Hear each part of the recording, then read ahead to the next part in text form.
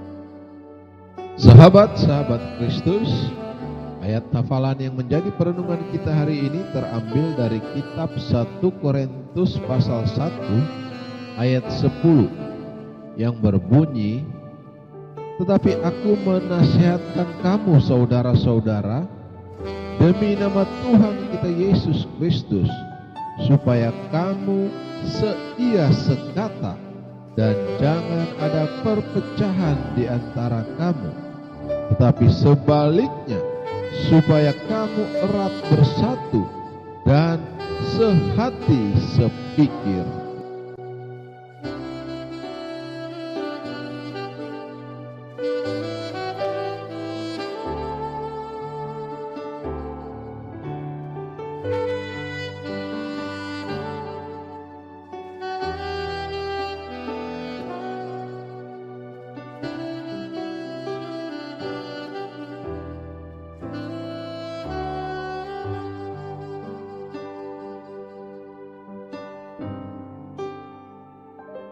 Sahabat-sahabat Kristus, perselisihan di dalam komunitas orang percaya,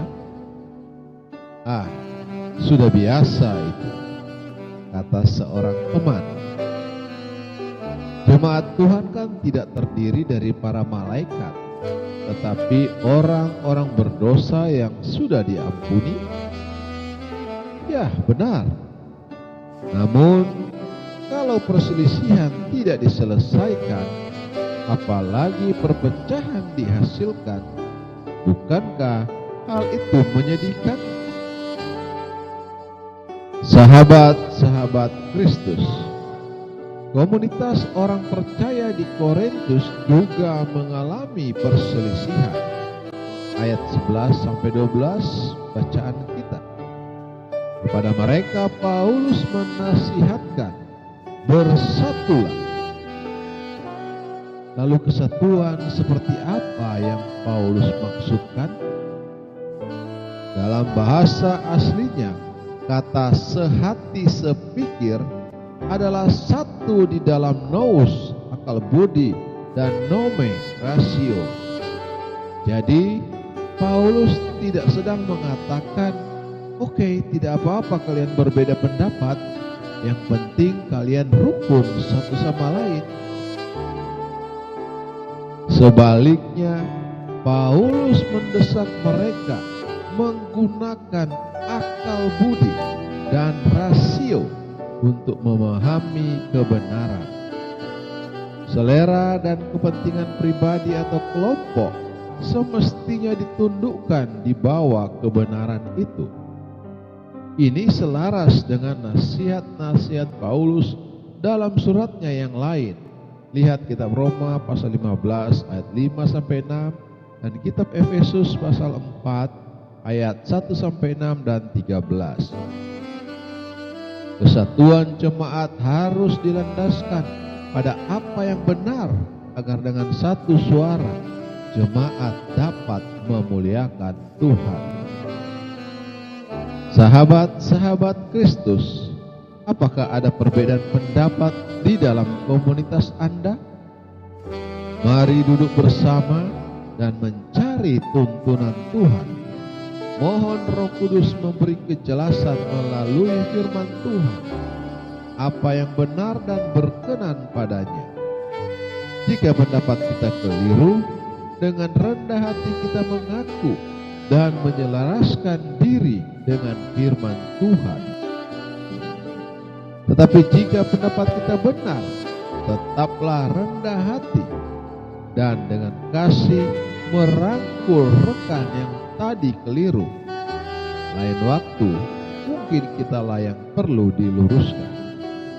Sahabat-sahabat Kristus, ingat, ketika jemaat Tuhan sehati sepikir di dalam kebenaran, firman diterapkan, Tuhan dimuliakan. Terpujilah Kristus, haleluya. Tuhan memberkati dan menyertai kita semua. Amin.